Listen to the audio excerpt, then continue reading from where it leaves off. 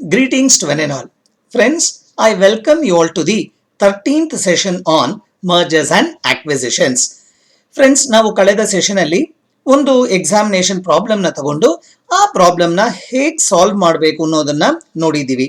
Friends, today I will take up another problem and let us see how to solve this problem. Friends, my sincere request to you all, please solve different types of problems.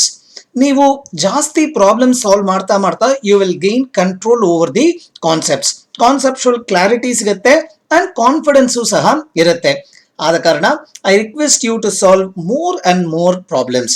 Friends, without wasting much time, let us proceed to the problem and let us see how this particular problem has to be solved. Friends, ಇದೊಂದು examination problem. ಈ problem ನ Bengaluru university June 2017 ಅಲ್ಲಿ ಕೇಳಿರುವಂತಹ problem. Very nice problem. Now let us see what is this problem all about. Now there are two companies, Vivek Limited and Monash Limited, carrying on similar business, decided to amalgamate and a new company, Vikram Limited, is to be formed to take over the assets and liabilities of both the companies, and it is agreed that fully paid equity shares of rupees 100 each shall be issued by the new company to the value of net assets of each of the old companies.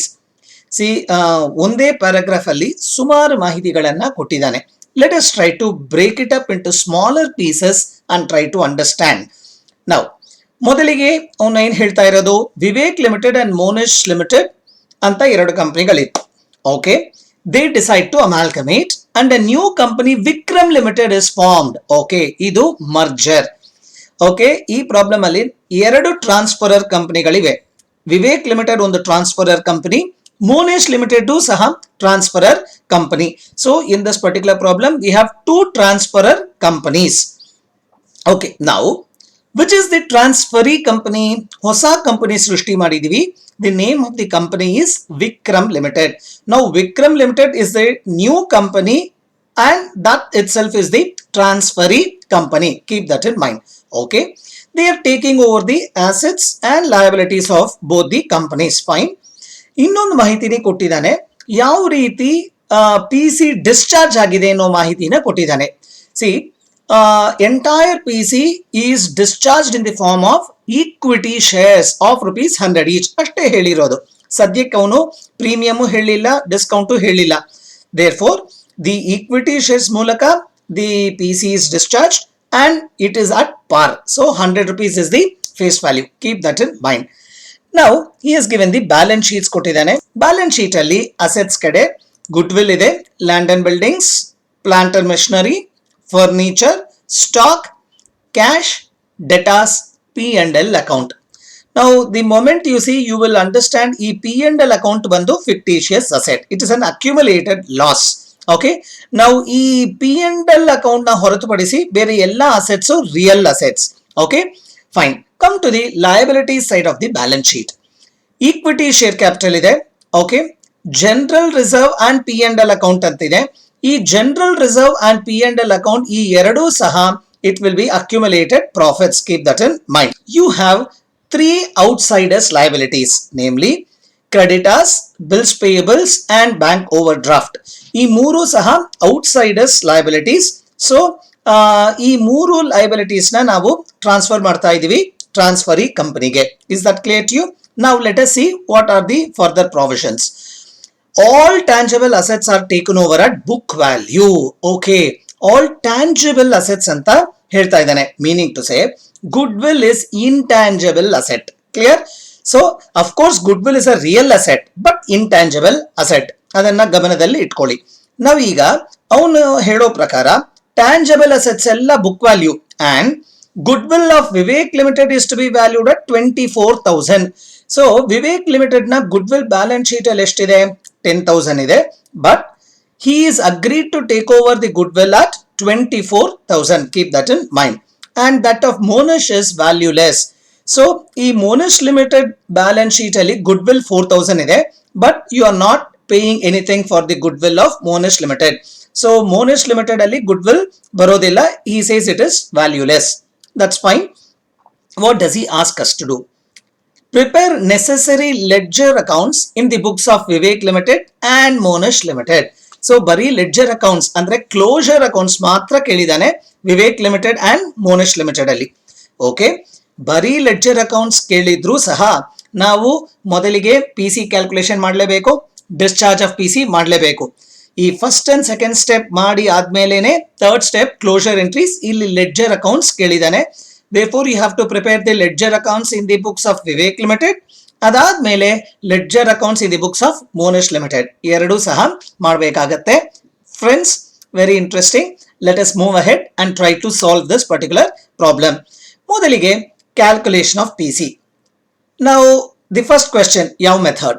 ಇಲ್ಲಿ ಏನು ಹೇಳಿಲ್ಲ PC ಬಗ್ಗೆ. Discharge P C ಬಗ್ಗೆ ಮಾತ್ರ ಮಾಹಿತಿ ಇದೆ. ಕರೆಕ್ಟಾ? ಯಾವ ರೀತಿ ಪಿ ಸಿ ನ ಕೊಟ್ಟಿದ್ದೀರಿ? In the form of equity shares, fully in the form of equity shares. Fine. Okay, calculation ಬಗ್ಗೆ ಯಾವುದೇ ಮಾಹಿತಿ ಇಲ್ಲ. ಫ್ರೆಂಡ್ಸ್ ಕೇಳಿಸ್ಕೊಳ್ಳಿ, ಕ್ವೆಶ್ಚನ್ ಅಲ್ಲಿ ಪಿ ಸಿ ಕ್ಯಾಲ್ಕುಲೇಷನ್ ಬಗ್ಗೆ ಯಾವುದೇ ಮಾಹಿತಿ ಇಲ್ಲ ಅಂತ ಹೇಳಿದ್ರೆ it is under net assets method. It's a foregone conclusion, keep that in mind. Okay, ಯಾವುದೇ ಮಾಹಿತಿ ಇಲ್ಲ, then you can do it, or in fact you have to do it under net assets method. Is that clear to you? Now let us proceed further to solving this particular problem. Now step 1, calculation of purchase consideration. ಈ problem ಅಲ್ಲಿ ಎರಡು transferor ಕಂಪನಿಗಳಿವೆ, Vivek Limited, Monash Limited. ಕರೆಕ್ಟಾ? So ಎರಡೂ ಕಂಪನಿಗಳ purchase consideration ನಾವು calculate ಮಾಡಬೇಕಾಗತ್ತೆ. It's better to draw table. ಒಂದು ಟೇಬಲ್ ಡ್ರಾ ಮಾಡ್ಕೊಳ್ಳೋಣ. Particulars Vivek limited and Monash Limited. So ಇದು ನೆಟ್ ಅಸೆಟ್ಸ್ ಮೆಥಡ್ ಅನ್ನೋದ್ರಿಂದ ನಾನು ಎರಡು ಭಾಗ ಹಾಕೊಂಡಿದ್ದೀನಿ. Okay, this is the proforma that you will understand. ನಾವು the very first part, net assets ಅಂದ್ರೆ ಏನು? Assets taken over at agreed value minus liabilities taken over at agreed value ಅಷ್ಟೇ. Okay, the first part assets taken over. Okay, ಈ problem ಅಲ್ಲಿ ಏನು ಹೇಳಿದಾನೆ? All the tangible assets are taken over at book values. Goodwill ಮಾತ್ರ it is agreed value. So first goodwill ನೋಡೋಣ. Goodwill Vivek Limited ಎಷ್ಟು? 24,000. Monash Limited valueless ಅಂದ್ರೆ you are not ascertaining any value for that. Let us take at 0. therefore the very first asset ಯಾವುದು? Goodwill. So Vivek Limited ಗೆ 24,000, value of Monash Limited's goodwill is valueless. Okay, meaning to say nil. ನಾವು goodwill ಆಯ್ತು. ಎರಡನೇ asset ಯಾವುದು? Land and buildings. Land and buildings book value ಎಷ್ಟಿದೆ? 34,000, 20,000. Now let us write land and buildings. Okay, land and buildings ಬರ್ಕೊಂಡಿದೀವಿ 34,000 and 20,000. Now the next asset land and buildings ಆದ್ಮೇಲೆ ಏನಿದೆ? Plant and machinery 48,000 and 32,000. Okay, now let us write plant and machinery as well. Fine. ಇದಾದ್ಮೇಲೆ plant and machinery ಆದ್ಮೇಲೆ next asset ಏನಿದೆ? Furniture 10,000, 15,000. ಅದನ್ನು ಸಹ ಬರೆಯೋಣ. ನಾವು furniture is 10,000 and 15,000 ಅದು ಬರ್ದಾಯ್ತು. ಸೊ ಫರ್ನಿಚರ್ ಆದ್ಮೇಲೆ ಯು ಹ್ಯಾವ್ ಸ್ಟಾಕ್. ಸ್ಟಾಕ್ ಎಷ್ಟಿದೆ? 20,000 and 15,000. Okay, I will right stock 20,000 and 15,000. So stock ಆಯ್ತು. ಕ್ಯಾಶ್ ಇದೆ. ಸೊ ಕ್ಯಾಶ್ ಏನು ಹೇಳಿಲ್ಲ ಅಂತ ಹೇಳಿದ್ರೆ ಕ್ಯಾಶು ಸಹ ತಗೋಬೇಕಾಗತ್ತೆ. 16,000 and 600 rupees. I will write that as well. 16,000 and 600 rupees. Fine. Next ಉಳ್ಕೊಂಡಿರೋದು ಬರೀ ಡೆಟಾರ್ಸ್. ಡೆಟಾರ್ಸ್ ಎಷ್ಟಿದೆ? 24,000 and 14,000. So I will write ಡೆಟಾರ್ಸ್ 24,000 and 14,000. Friends, ಇಲ್ಲಿಗೆ assets taken over ಮುಗೀತು. What we can do is, now we can take the total of assets. Fine. I will write it here. Total of assets Monash ಲಿಮಿಟೆಡ್ಗೆ ಎಷ್ಟು ಬರುತ್ತೆ? 96,600. ಇದರ total ತಗೊಳ್ಳಿ. ನಾವು ಅದೇ ರೀತಿಯಾಗಿ ವಿವೇಕ್ ಲಿಮಿಟೆಡ್ಗೆ ಎಷ್ಟು ಬರುತ್ತೆ? 1,76,000. You just write out, you will get the same answer, I believe. ನಾವು ಇದನ್ನ ಏನಂತ ಕರೆಯೋಣ? Total assets taken over. Fine. ನಾವು the first part of net assets method ಮುಗೀತು. ನಾವು ಅಸೆಟ್ಸ್ ಟೇಕನ್ ಓವರ್ ಆದ್ಮೇಲೆ ನೆಕ್ಸ್ಟ್ ಏನ್ ಮಾಡಬೇಕು? Liabilities taken over. So liabilities taken over ಅಂತ ಹೇಳಿದ್ರೆ ಈ ಪ್ರಾಬ್ಲಮ್ ಅಲ್ಲಿ 3 ಲಯಬಿಲಿಟೀಸ್ ಇತ್ತು. Creditors, bills payables, bank overdraft. ಕರೆಕ್ಟಾ? ಓಕೆ, ನಾವು creditors 8,000 and nil, Bills payables 8,000 and nil. Bank overdraft nil and 16,000.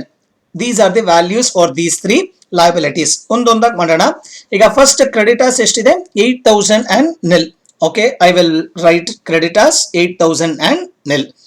Creditors ಆದ್ಮೇಲೆ ಎರಡನೇ ಲಯಬಿಲಿಟೀಸ್ ಬಿಲ್ಸ್ ಪೇಯಬಲ್ಸ್ ಇದೆ, ಅದು ಸಹ 8,000 and nil. I will write bills payables as well. ಅದಾದ್ಮೇಲೆ bank overdraft nil for Vivek Limited, 16,000 for Monesh Limited. Okay, I will write that as well. Nil for Vivek Limited and 16,000 for Monesh Limited. Now this completes my liabilities taken over as well. ಈ liabilities total ತಗೊಳ್ಳೋಣ. ಎಷ್ಟು ಬರುತ್ತೆ? 16,000 for Monesh Limited and I think 16,000 for Vivek Limited as well. ಇಬ್ಬರಿಗೂ ಸಹ 16,000 ಬರುತ್ತೆ. ಇದನ್ನ ಏನಂತ ಕರೆಯೋಣ? Total liabilities taken over. ಈಗ ಪರ್ಚೇಸ್ ಕನ್ಸಿಡರೇಷನ್ ಯಾವ ಮೆಥಡ್ ಇದು? Net assets method. Net assets ಅಂದ್ರೆ assets taken over minus liabilities taken over. So if we take the difference, you will get this net assets or purchase consideration. Fine. Now how much is the purchase consideration for Vivek Limited? 1,76,000 minus 60,000 ಮಾಡಿದ್ರೆ ಎಷ್ಟು ಬರುತ್ತೆ? 1,60,000 ಬರ್ತಿದೆ. Excellent. ಅದಾದ್ಮೇಲೆ ಮೋನಿಶ್ ಲಿಮಿಟೆಡ್ಗೆ ಎಷ್ಟು ಬರುತ್ತೆ ಅಂತ ನೋಡಿ. 96,600 minus the 16,000 ಮಾಡಿದ್ರೆ you will get 80,600 rupees. Friends, this completes purchase consideration calculation. ಒಂದ್ಸಲ ನೋಡ್ಕೊಳ್ಳಿ, ಈ ಪ್ರಾಬ್ಲಮ್ ಅಲ್ಲಿ ಯಾವುದೇ ಮಾಹಿತಿ ಇಲ್ಲ, ಆದ ಕಾರಣ we are doing it under net assets method. Net assets method ಅಂದ್ರೆ assets taken over at agreed values minus liabilities taken over at agreed values. Clear? ಈಗ ಈ ಪ್ರಾಬ್ಲಮ್ ಅಲ್ಲಿ ಎಲ್ಲಾ ಅಸೆಟ್ಸ್ ತಗೊಂಡಿದ್ದಾರೆ, ಆಲ್ ದಿ ಔಟ್ಸೈಡರ್ಸ್ ಲಯಬಿಲಿಟೀಸ್ ತಗೊಂಡಿದ್ದಾರೆ. Goodwill ಮಾತ್ರ agreed values 24,000 and nil for Monish Limited. ನಾವು ಬೇರೆ ಎಲ್ಲಾ assets are taken over at book values, ಅದನ್ನು ಬರ್ಕೊಂಡಿದ್ದೀನಿ. ಇಲ್ಲಿ ಮೂರೇ ಮೂರು ಔಟ್ಸೈಡರ್ಸ್ ಲಯಬಿಲಿಟೀಸ್ ಇತ್ತು, ಈ ಮೂರು ಔಟ್ಸೈಡರ್ಸ್ ಲಯಬಿಲಿಟೀಸ್ ನ ಬರ್ಕೊಂಡಿದ್ದೀನಿ ಅಟ್ ದೇರ್ ಬುಕ್ ವ್ಯಾಲ್ಯೂಸ್. ನಾವು the difference between total assets taken over and total liabilities taken over na ನಾವು purchase consideration ಅಂತ ಕರೀತೀವಿ. Now this completes our PC calculation. Friends, hope I am clear. ಈಗ PC ಎಷ್ಟು ಅಂತ ಗೊತ್ತಾಯ್ತು. ಇದು net assets method ಅನ್ನೋದ್ರಿಂದ ಡಿಸ್ಚಾರ್ಜ್ ಆಫ್ PC ಮಾಡಲೇಬೇಕಾಗತ್ತೆ. ಸ್ಟೆಪ್ 2 ಕ್ವೆಶ್ಚನ್ ಅಲ್ಲೇ ದಿ ವೆರಿ ಫಸ್ಟ್ ಪ್ಯಾರಾಗ್ರಾಫ್ ಅಲ್ಲೇ ಕೊಟ್ಟಿದ್ರು, ಕ್ಲೀನ್ ಆಗಿ ಕೊಟ್ಟಿದ್ರು ನೋಡಿ, towards the end of first paragraph. And it is agreed that fully paid, ಇಲ್ಲಿದೆ ನೋಡಿ, ಇದನ್ನು ಹೈಲೈಟ್ ಮಾಡ್ತೀನಿ. And it is agreed that fully paid equity shares of rupees 100 each shall be issued by the new company to the value of net assets of each of the old companies. Now ಈ PC discharge ಯಾವ ಮೂಲಕ ಆಗ್ತಾ ಇದೆ? Equity shares of Vikram Limited. Is that clear to you? Now let us proceed further and try to do the discharge of PC. So step 2, discharge of purchase consideration. I will draw a small table. ಯಾವ form ಅಲ್ಲಿ ನೀವು PC ನ discharge ಮಾಡ್ತಾ ಇದ್ದೀರಿ? In the form of equity shares of Vikram limited. The entire PC ನ equity shares ಮೂಲಕನೇ ಕೊಡ್ತಾ ಇದ್ದೀರಿ. So I can write 1,60,000 rupees for Vivek limited, the entire 1,60,000. ಒಂದು ಶೇರಿನ ವ್ಯಾಲ್ಯೂ ಈಸ್ rupees 100 ಅಂತ ಹೇಳ್ತಾ ಇದ್ದಾನೆ. Hence, we will write the number of shares. ಅದು ಹೇಗೆ ಸಿಗುತ್ತೆ? 1,60,000 divided by 100 ಮಾಡಿದ್ರೆ ನಿಮಗೆ number of shares ಬರುತ್ತೆ. I will get 1,600 shares. Similarly, Monesh Limited, the entire PC is discharged in the form of equity shares of Vikram Limited ಅಂತ ಹೇಳ್ತಾ ಇದ್ದೇನೆ. So what is your PC amount? 80,600. ಒಂದು ಶೇರಿನ value is rupees 100. If you divide 80,600 by 100, ನಿಮಗೆ number of shares ಸಿಗುತ್ತೆ. You will get 806 shares. Friends, this completes step 2, that is discharge of purchase consideration. ಈ problem ಅಲ್ಲಿ confusion ಇಲ್ಲ. The entire PC amount is given in the form of equity shares. Fine. Now what we will do is we shall proceed to step 3. Step 3 ಏನು? Closure entries in the books of transferor companies. ನಾವು ಇಲ್ಲಿ ಎರಡು transferor ಕಂಪನಿಗಳಿವೆ and he has asked us to do ledger accounts. Okay, ನಾವು ಒಂದೊಂದಾಗಿ ಮಾಡೋಣ. first we will pass the closure entries in the books of Vivek Limited. Tadanantara we will move ahead with Monash Limited. Now step 3 is closure entries in the books of transferor companies. Adralli modalige in the books of Vivek Limited madana. Now please write in the books of Vivek Limited and kindly open all the ledger accounts. ಈ problem ಅಲ್ಲಿ ಯಾವ accounts open ಮಾಡಬೇಕು ಅನ್ನೋದನ್ನ ಹೇಳ್ತೀನಿ. By default you all know ಮೊದಲಿಗೆ ನಾವು realisation account open ಮಾಡ್ತೀವಿ. Fine friends, all of you start with realisation account. ಅದಾದ್ಮೇಲೆ please open transferee company account. ಇಲ್ಲಿ ಟ್ರಾನ್ಸ್ಫರಿ ಕಂಪನಿ ಯಾವುದು? Vikram limited account. ದೇರ್ಫೋರ್ ಎರಡನೇ account will be Vikram limited account.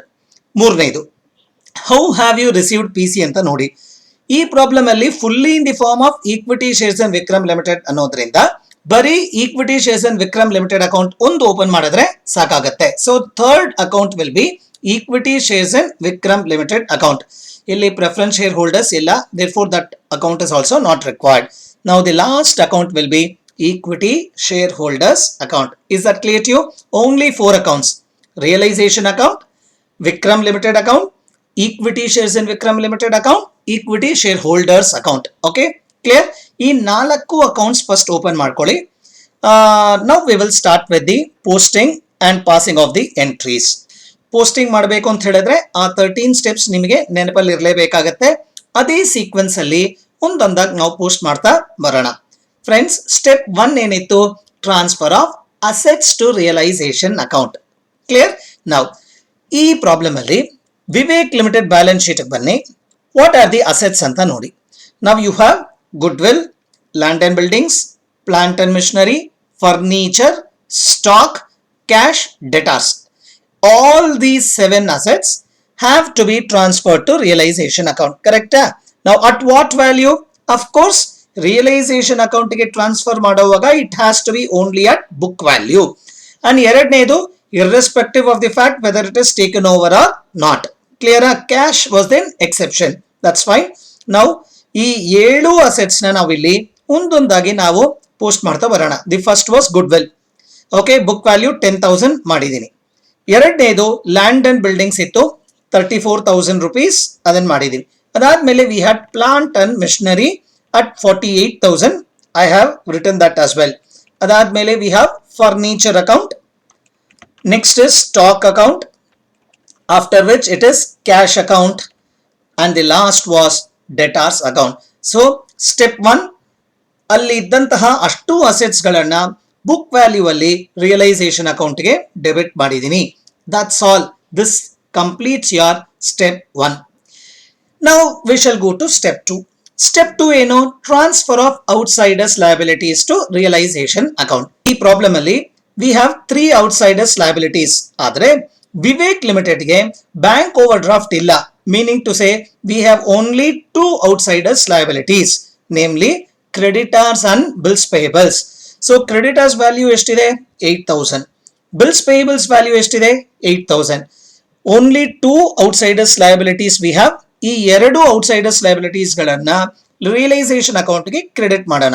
Therefore what will be the posting here? By creditors account 8,000, by bills payables account 8,000. ಅಷ್ಟೇ. Step 2 ಸಹ ಮುಗ್ದಿದೆ. Now what is step 3? Step 3 is PC due. ಕರೆಕ್ಟಾ? PC due ನ journal entry ಏನು?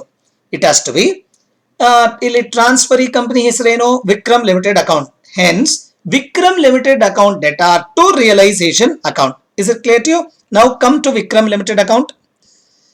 So Vikram limited account ನ debit ಮಾಡಬೇಕಾಗತ್ತೆ to realisation account. What amount? PC amount. ಈಗ ತಾನೇ ನಾವು ಕ್ಯಾಲ್ಕುಲೇಟ್ ಮಾಡಿದೀವಿ. PC ಅಮೌಂಟ್ ಎಷ್ಟಿದೆ? 1,60,000 ಇಲ್ಲಿದೆ ನೋಡಿ. 1,60,000 PC ಅಮೌಂಟ್ ಇಂದ ವಿಕ್ರಮ್ ಲಿಮಿಟೆಡ್ ನ ಡೆಬಿಟ್ ಮಾಡೋಣ ಟು ರಿಯಲೈಸೇಷನ್ ಅಕೌಂಟ್ ಅಂತ. See, we have also open realisation account. Hence the corresponding entry realisation account ಅಲ್ಲಿ ನಾವು ಹಾಕಬೇಕಾಗತ್ತೆ. ಕರೆಕ್ಟ್? ರಿಯಲೈಸೇಷನ್ ಅಕೌಂಟ್ ಅಲ್ಲಿ ಏನಂತ ಬರೀತೀವಿ? We will write it as by Vikram limited account. Correct? ಅದನ್ನ ಇಲ್ಲಿ ಪೋಸ್ಟ್ ಮಾಡ್ತೀನಿ. By Vikram limited account 1,60,000. Friends, this completes step 3, that is PC due. Now, fourth step ಏನು? Receipt of PC. PC ನ ಹೇಗೆ receive ಮಾಡ್ಕೊಂಡಿದ್ದೀರಿ? Of course, in the form of equity shares in Vikram Limited. Correct? Now, the entire PC, e 1,60,000 full amount you have received in the form of equity shares. So, debit what comes in? Iga equity shares in Vikram Limited account has to be debited. Correct? Now, what is the journal entry? Equity shares in Vikram Limited account debit to Vikram Limited account. Credit the giver. So, Vikram Limited account credit agbeku. Let us post this entry. Now, equity shares in Vikram Limited account banni. Journal entry ide alva.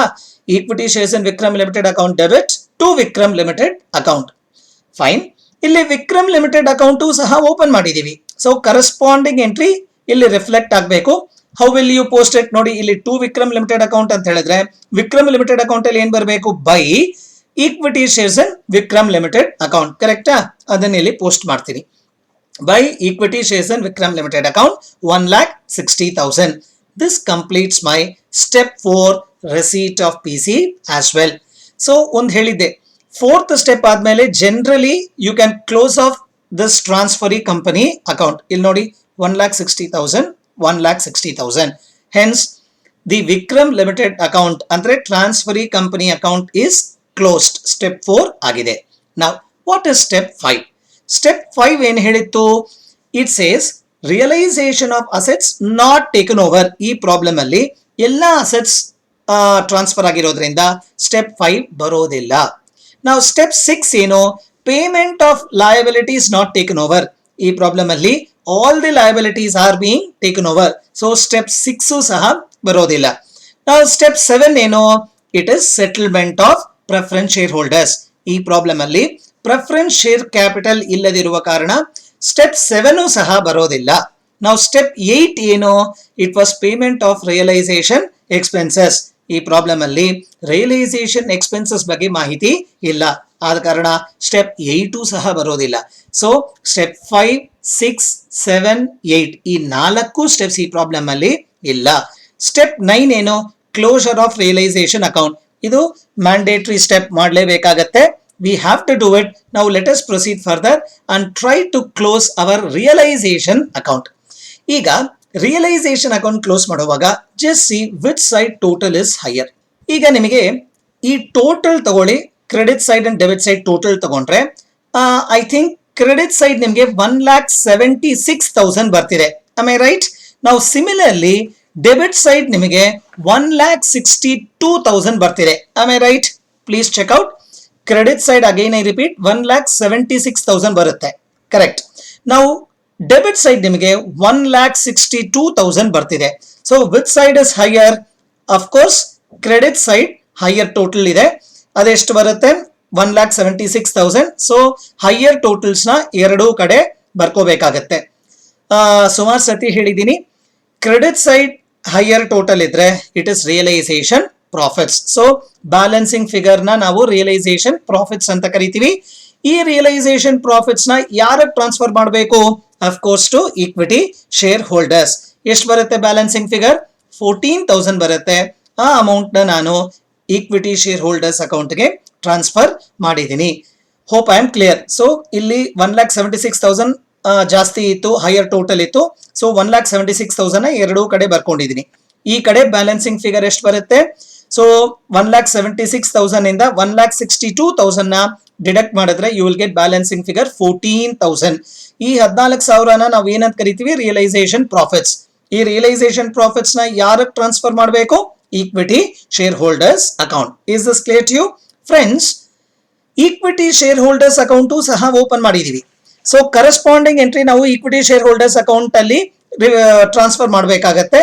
V will transfer it in equity shareholders account as by realization account 14,000. This completes step 9, that is transfer of realization profits or closure of realization account. Now step 10. Step 10 ಏನು? transfer of accumulated profits. ಕರೆಕ್ಟಾ? ಇಲ್ಲಿ accumulated profits ಇದೆಯಾ ಅಂತ ನೋಡೋಣ. Of course, yes, we have general reserve and P&L account. Okay, we have two accumulated profits. General reserve 40,000 ಇದೆ, P&L account 6,000 ಇದೆ. ಈ ಎರಡು accumulated profits ನ ಈಕ್ವಿಟಿ ಶೇರ್ ಹೋಲ್ಡರ್ಸ್ಗೆ ನಾವೀಗ ಟ್ರಾನ್ಸ್ಫರ್ ಮಾಡೋಣ. ನಾವು ಒನ್ ಬೈ ಒನ್ ಮಾಡೋಣ. First by general reserve account 40,000. Clear? ಒಂದೇ ಕಡೆ ಎಂಟ್ರಿ ಬರುತ್ತೆ, ಯಾಕಂತ ಹೇಳಿದ್ರೆ ನಾವು ಜನರಲ್ ರಿಸರ್ವ್ ಅಕೌಂಟ್ ಓಪನ್ ಮಾಡಿಲ್ಲ. That's fine. ನಾವು by P&L account 6,000. Is that clear to you? So step 10 transfer of accumulated profits ಸಹ ಆಗಿದೆ. ನಾವು ಸ್ಟೆಪ್ 11 ಏನು? Transfer of accumulated losses. ಈ ಪ್ರಾಬ್ಲಮ್ ಅಲ್ಲಿ ವಿವೇಕ್ ಲಿಮಿಟೆಡ್ ಬ್ಯಾಲೆನ್ಸ್ ಶೀಟ್ ಅಲ್ಲಿ ನೋಡಿದ್ರೆ ಅಕ್ಯುಮುಲೇಟೆಡ್ ಲಾಸಸ್ ಇಲ್ಲ. Hence you can ignore step 11. ನಾವು ಸ್ಟೆಪ್ 12 ಏನು? Transfer of equity share capital. Vivek limited ನ ಈಕ್ವಿಟಿ ಶೇರ್ ಕ್ಯಾಪಿಟಲ್ ಎಷ್ಟಿದೆ ಅಂತ ನೋಡಿ, 1 lakh ಇದೆ. Let us transfer this 1 lakh to equity shareholders. Come to equity shareholders account. ಏನ್ ಮಾಡಬೇಕಾಗತ್ತೆ? By equity share capital account 1 lakh. ಕರೆಕ್ಟಾ? ಈಕ್ವಿಟಿ ಶೇರ್ ಕ್ಯಾಪಿಟಲ್ ನ equity share holders ಗೆ ಟ್ರಾನ್ಸ್ಫರ್ ಮಾಡಿದಿರಿ. That is step 12. Fine. Now the last step. Okay, final settlement to equity share holders. ಇದು ಮಾಡುವಾಗ ಈ 4 accounts ನೋಡೋಣ. ದಿ ಫಸ್ಟ್ ಅಕೌಂಟ್ ಏನು? Realisation account. Of course ಈಗ ತಾನೇ ಅದನ್ನ ನಾವು ಕ್ಲೋಸ್ ಮಾಡಿದೀವಿ. ನಾವು ಎರಡನೇ ಅಕೌಂಟ್ ಏನು? Vikram limited account.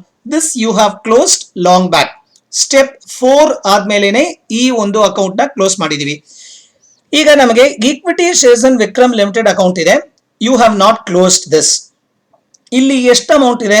1,60,000 ಇದೆ. ಈ equity shares in Vikram limited account ಯಾರಿಗೆ ಟ್ರಾನ್ಸ್ಫರ್ ಮಾಡಬೇಕು? ಇರೋ ಬ್ಯಾಲೆನ್ಸ್ ಅಷ್ಟೂನು ಈಕ್ವಿಟಿ ಶೇರ್ ಹೋಲ್ಡರ್ಸ್ ಅಕೌಂಟ್ಗೆ ಟ್ರಾನ್ಸ್ಫರ್ ಮಾಡಬೇಕು. ಕರೆಕ್ಟಾ? ನಾವು ಈ 1,60,000 ಬ್ಯಾಲೆನ್ಸ್ ನ ಈಕ್ವಿಟಿ ಶೇರ್ ಹೋಲ್ಡರ್ಸ್ಗೆ ಟ್ರಾನ್ಸ್ಫರ್ ಮಾಡೋಣ. ನಾವು how much is the amount? Entire 1,60,000 you will transfer to equity shareholders account. Hence you can close this account as well. Clear? ನಾವು ಇಲ್ಲಿ ಈಕ್ವಿಟಿ ಶೇರ್ ಹೋಲ್ಡರ್ಸ್ ಅಂತ ಬರ್ದಿದ್ದೀರಿ and equity share holders account open ಮಾಡಿದೀವಿ. The corresponding entry ಯಾವ ತರ ಬರೀಬೇಕು? ಇಲ್ಲಿ debit ಆಗಬೇಕು to equity shares and Vikram limited account 1,60,000. ಕರೆಕ್ಟಾ friends? Once you do that automatically ನಮ್ಮ equity share holders account tally ಆಗಬೇಕು. ಟ್ಯಾಲಿ ಆಗ್ತಾ ಇದೆಯಾ ಅಂತ ನೋಡಿ. ನಾವು debit side you are getting it as 1,60,000. So credit side ಬರಬೇಕು. ಇಲ್ಲಿ ನೋಡಿ 1 lakh plus 6,000, 1,06,000 plus 40,000, 1,46,000, 1,46,000 plus 14,000 ಮಾಡಿದ್ರೆ 1,60,000. Yes, it is tallying. Okay, automatic ಆಗಿ ಈ ಬ್ಯಾಲೆನ್ಸಸ್ ಟ್ಯಾಲಿ ಆಗಬೇಕಾಗತ್ತೆ. Now this completes the 13th step, that is final settlement of equity shareholders as well. Iga in the books of Vivek Limited you have completed the entire closing entries. Is this clear to you? You can just have a look at it. Friends, now that we have closed the books of Vivek Limited, now let us move ahead and try to pass the closure entries in the books of Monish Limited. Okay, ಎಲ್ಲರೂ ಸಹ in the books of Monish limited account ಅಲ್ಲಿ the same set of 4 accounts ready ಮಾಡ್ಕೊಳ್ಳಿ. Meaning to say realisation account, ಎರಡನೇದು transferee company account. ಈ problem ಅಲ್ಲಿ Vikram limited account is the transferee company, hence Vikram limited account ನ ready ಮಾಡ್ಕೊಳ್ಳಿ. Third, equity shares in Vikram limited account. PC ನಾವು fully in the form of equity shares receive ಮಾಡ್ಕೊಂಡಿದೀವಿ. So equity shares in Vikram limited account open ಮಾಡಿ. The last account is equity share holders account. ಈ 4 accounts ನ first open ಮಾಡಿ ready ಮಾಡಿ ಇಟ್ಕೊಳ್ಳಿ. Is that clear to you? Hope you are ready. If you are ready, I will proceed with the posting entries. Can we move ahead? ನಾವು the same 13 steps in the same sequence ಒಂದೊಂದಾಗಿ ಮಾಡೋಣ. ಈಗ the very first step ಏನು? Transfer of assets to realisation account. ನಾವು the same logic prevails here as well. ಈಗ Monish limited assets ನ ನೋಡಬೇಕಾಗತ್ತೆ. ನಾವು goodwill is valueless but still it has to be transfer to realisation account. ನಾವು all these accounts, goodwill, land and buildings, plant and machinery, furniture, stock, cash, debtors, at their balance sheet values you have to transfer it to realization account. Friends, in the books of Monish Limited, realization account, the very first step, transfer of assets to realization madana. Now the very first asset to goodwill account 4,000, ಎರಡನೇದಾಗಿ to land and buildings 20,000. The next is plant and machinery 32,000. ಅದಾದ್ಮೇಲೆ furniture 15,000. To stock also 15,000. ಅದಾದ್ಮೇಲೆ cash 600 rupees ಇತ್ತು. Lastly debtors was 14,000. Friends, ಈಗ ಏನ್ ಮಾಡಿದ್ದೀನಿ, I have transferred all the assets at book values to realisation account. Is that clear to you? This completes step 1. ಈಗ step 2 ಹೋಗೋಣ. Step 2 ಏನು? Transfer of liabilities. ಇಲ್ಲಿ ಯಾವ liabilities ಇದೆ ಅಂತ ನೋಡೋಣ. ನಾವು we have only one liability in Monish limited. ನೋಡಿ, ಕ್ರೆಡಿಟರ್ಸ್ ನಿಲ್, bills payables ಸಹ nil. Therefore, we have only one liability, that is bank overdraft. Clear? Now, ಈ bank overdraft ಒಂದೇ liability ಇದೆ. ಈ liability ನ ನಾವು realization account ಗೆ ಟ್ರಾನ್ಸ್ಫರ್ ಮಾಡೋಣ. Therefore, it will be by bank overdraft 16,000. Friends, this completes step 2 as well. Friends, now let us proceed to step 3. Step 3 ಏನು? PC due. PC due ನ journal entry ಏನು? Vikram limited account debit to realisation account. ಕರೆಕ್ಟಾ? So Vikram limited account ಬಂದು to realisation account ಅಂತ debit ಮಾಡ್ತೀನಿ. Amount is 80,600 ಅಂದ್ರೆ P C amount. ಆದ್ರೆ ಇಲ್ಲಿ ನೋಡಿ, ರಿಯಲೈಸೇಷನ್ ಅಕೌಂಟು ಸಹ ಓಪನ್ ಮಾಡಿದೀವಿ. ಸೊ ದಿ ಕರೆಸ್ಪಾಂಡಿಂಗ್ ಎಂಟ್ರಿ ಇಲ್ಲಿ ನಾವು ಟ್ರಾನ್ಸ್ಫರ್ ಮಾಡಬೇಕಾಗತ್ತೆ. ಏನಂತ ಮಾಡಬೇಕು? By Vikram limited account 80,600. Friends, this completes your third journal entry, PC due. PC due generally ಎರಡು ಕಡೆ ಬರುತ್ತೆ. Keep that in mind. Transferee ಕಂಪನಿಯಲ್ಲಿ ಡೆಬಿಟ್ ಮಾಡಬೇಕು, ರಿಯಲೈಸೇಷನ್ ಅಕೌಂಟ್ ಅಲ್ಲಿ ಕರೆಸ್ಪಾಂಡಿಂಗ್ ಎಂಟ್ರಿ ಕ್ರೆಡಿಟ್ ಮಾಡಬೇಕಾಗತ್ತೆ. Keep that in mind. Now, fourth entry is receipt of PC. ಈ problem ಅಲ್ಲಿ the entire PC is received in the form of equity shares in Vikram Limited. Correcta? So, what will be the journal entry? Equity shares in Vikram Limited account debit to Vikram Limited account. Correct? ಈ ಎರಡು accounts involve ಆಗಿದೆ. So equity shares in Vikram limited account debit ಆಗಿದೆ, Vikram limited account credit ಆಗಿದೆ. ಕರೆಕ್ಟಾ? Let us pass the corresponding entries. So equity shares in Vikram limited account debit to Vikram limited account 80,600. ನಾವು the corresponding entry ಇಲ್ಲಿ pass ಮಾಡಬೇಕು. Let us pass that corresponding entry. So ಇಲ್ಲಿ ಏನಂತ ಬರೀತೀವಿ? ಇಲ್ಲಿ ಡೆಬಿಟ್ ಆಗಿದ್ರೆ ಇಲ್ಲಿ ಕ್ರೆಡಿಟ್ ಆಗಬೇಕು. By equity shares in Vikram limited account 80,600. Now this completes your fourth step as well. Now fourth step ಆದ್ಮೇಲೆ I told you you can close the transferee company. ನೋಡಿ, 80,600 80,600 the total ಬರ್ದು you can close this account here itself. Okay, fourth step ಆದ್ಮೇಲೆ transferee company generally can be closed. Now let us proceed to step 5.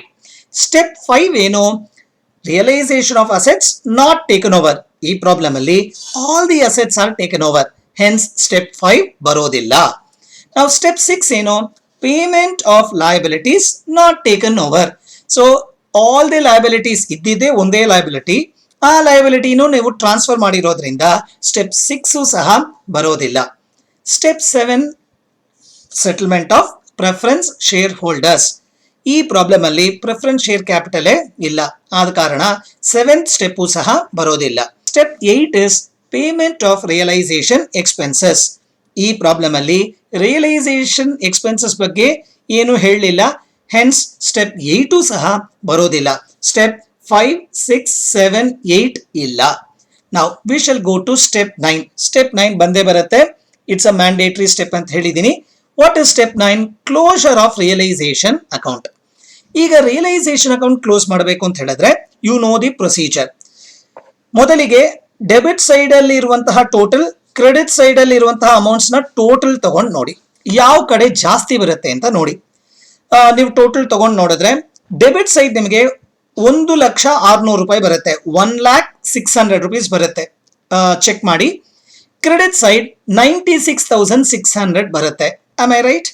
Of course, you must get the same amounts. Now, debit side ಜಾಸ್ತಿ ಇದೆ. So debit side total ನ ಎರಡೂ ಕಡೆ ಬರ್ಕೋತೀರಿ. ಯಾವ ಕಡೆ ಜಾಸ್ತಿ total ಬರುತ್ತೋ ಅದನ್ನ ಎರಡೂ ಕಡೆ ಬರ್ಕೊಳ್ಳೋಣ. ನಾವು ಡೆಬಿಟ್ ಸೈಡ್ ಜಾಸ್ತಿ ಇದ್ರೆ it is realisation losses. Okay, ಈ ರಿಯಲೈಸೇಷನ್ ಲಾಸಸ್ ನ ಯಾರಿಗೆ ಟ್ರಾನ್ಸ್ಫರ್ ಮಾಡಬೇಕು? Of course to equity share holders. ಇಲ್ಲಿ ನೋಡಿ 1,06,000 ಇಂದ ಈ 96,600 ನ ಮೈನಸ್ ಮಾಡಿದ್ರೆ you will get 4,000 rupees. Is this clear to you? Now this is your closure of realization account. Now ಇಲ್ಲಿ ರಿಯಲೈಸೇಷನ್ ಲಾಸಸ್ ಬಂದಿದೆ. ಈ ಲಾಸಸ್ ನ ನಾವು ಈಕ್ವಿಟಿ ಶೇರ್ ಹೋಲ್ಡರ್ಸ್ ಗೆ ಟ್ರಾನ್ಸ್ಫರ್ ಮಾಡಿದ್ವಿ. The amount is 4,000. ನಾವು ಈಕ್ವಿಟಿ ಶೇರ್ ಹೋಲ್ಡರ್ಸ್ ಅಕೌಂಟ್ ಸಹ open ಮಾಡಿರೋದ್ರಿಂದ ಈ corresponding entry equity share holders ಅಲ್ಲಿ ರಿಫ್ಲೆಕ್ಟ್ ಆಗಬೇಕು. I will pass the corresponding entry in equity shareholders as well. ನೋಡಿ ಈಕ್ವಿಟಿ ಶೇರ್ ಹೋಲ್ಡರ್ಸ್ ಅಲ್ಲಿ ನಾನು ಟ್ರಾನ್ಸ್ಫರ್ ಮಾಡಿದ್ದೀನಿ ಟು ರಿಯಲೈಸೇಷನ್ ಅಕೌಂಟ್ ಲಾಸಸ್. ನಾನು ಸುಮಾರು ಸತಿ ಹೇಳಿದ್ದೀನಿ, ಈಕ್ವಿಟಿ ಶೇರ್ ಹೋಲ್ಡರ್ಸ್ ಅಕೌಂಟ್ ಅಲ್ಲಿ ಪ್ರಾಫಿಟ್ಸ್ ಇದ್ರೆ ಕ್ರೆಡಿಟ್, ಲಾಸಸ್ ಇದ್ರೆ ಡೆಬಿಟ್. ಇಲ್ಲಿ ನೋಡಿ ರಿಯಲೈಸೇಷನ್ ಲಾಸಸ್ ಇದ್ದ ಕಾರಣ ನಾನು ಡೆಬಿಟ್ ಮಾಡಿದ್ದೀನಿ. ನಾವು step 9 closure of realisation account ಸಹ ಮುಗಿಯಿತು. ನಾವು ಸ್ಟೆಪ್ 10 ಏನು, transfer of accumulated profits. Accumulated profits ಏನಾದ್ರೂ ಇದೆಯಾ ಅಂತ ಕ್ವೆಶ್ಚನ್ ಅಲ್ಲಿ ನೋಡಿ. ನಾವು ಇಲ್ಲಿ P&L ಅಕೌಂಟ್ 16,000 ಇದೆ, ಕರೆಕ್ಟಾ? ಲಯಬಿಲಿಟೀಸ್ ಕಡೆ ಇರೋದು ಅಕ್ಯುಮುಲೇಟೆಡ್ ಪ್ರಾಫಿಟ್ಸ್. P&L ಅಕೌಂಟ್ 16,000 ಇದೆ. But interestingly you have 11,400 P&L account on the asset side. Meaning to say ಇದು ಈ 16,000 ಲಯಬಿಲಿಟಿ ಸೈಡ್ ಇದೆಯಲ್ಲ, ಇದು ಅಕ್ಯುಮುಲೇಟೆಡ್ ಪ್ರಾಫಿಟ್ಸ್. ಈ ಅಸೆಟ್ಸ್ ಕಡೆ ಇರೋ 11,400 ಇಸ್ ಅಕ್ಯುಮುಲೇಟೆಡ್ ಲಾಸಸ್. ಸೊ ಎರಡು P&L ಅಕೌಂಟ್ ಅಂತಾನೆ ಇದೆ. There could be this is P&L account of the previous years and this could be for the current years. Okay, there's no clarity with regard to that. That's fine. So accumulated profit 16,000 ಇದೆ, accumulated losses 11,400 ಇದೆ. ಒಂದೊಂದಾಗಿ ಮಾಡೋಣ. First accumulated profits ಎಷ್ಟಿದೆ? 16,000. ಆ P&L account ಅಲ್ಲಿ ಇರುವಂತಹ accumulated profits ನ equity share holders ಗೆ ನಾವೀಗ ಟ್ರಾನ್ಸ್ಫರ್ ಮಾಡೋಣ. ನಾವು that is 16,000 by P&L account ಅಂತ ಬರ್ದಿದ್ದೀನಿ. This is accumulated profits. Clear? So ಒಂದೇ ಒಂದು ಅಕ್ಯುಮುಲೇಟೆಡ್ ಪ್ರಾಫಿಟ್ಸ್ ಇತ್ತು. ಸ್ಟೆಪ್ 10 ಸಹ ಮುಗೀತು. ನಾವು ಸ್ಟೆಪ್ 11 ಏನು, ಅಕ್ಯುಮುಲೇಟೆಡ್ ಲಾಸಸ್. ಈಗ ತಾನೇ ನಾವು ಅಸೆಟ್ಸ್ ಕಡೆ ಒಂದು P&L ಅಕೌಂಟ್ 11,400 ಅಂತ ನೋಡಿದೀವಿ. ಇಲ್ಲಿದೆ ನೋಡಿ, ಇದು ಅಕ್ಯುಮುಲೇಟೆಡ್ ಲಾಸ್. ಇದನ್ನು ಸಹ ಈಕ್ವಿಟಿ ಶೇರ್ ಹೋಲ್ಡರ್ಸ್ಗೆ ಟ್ರಾನ್ಸ್ಫರ್ ಮಾಡೋಣ. I will now just transfer this to equity share holders. To P&L account 11,400. Is this clear to you? So step 10 and 11 ಮುಗ್ದಿದೆ. Now step 12 ಏನು, transfer of equity share capital. ಎಷ್ಟಿದೆ? 80,000 ಇದೆ. ಮೋನೆಸ್ಟ್ limited ನೋಡಿ 80,000 ಇದೆ. ನಾವು this 80,000 equity share capital ನೂ ಸಹ equity share ಹೋಲ್ಡರ್ಸ್ಗೆ ಟ್ರಾನ್ಸ್ಫರ್ ಮಾಡೋಣ. ನಾವು it will B by equity share capital account 80,000. Now this completes your 12th step as well. ಈಗ ನಮ್ಮಲ್ಲಿ ಉಳ್ಕೊಂಡಿರೋದು ಲಾಸ್ಟ್ ಸ್ಟೆಪ್. ನಾವು just see what is last step, final settlement to equity share holders. ಒಂದೊಂದು account ಆಗಿ close ಆಗಿದೆಯಾ ಅಂತ ನೋಡ್ಕೊಂಡ್ ಬನ್ನಿ.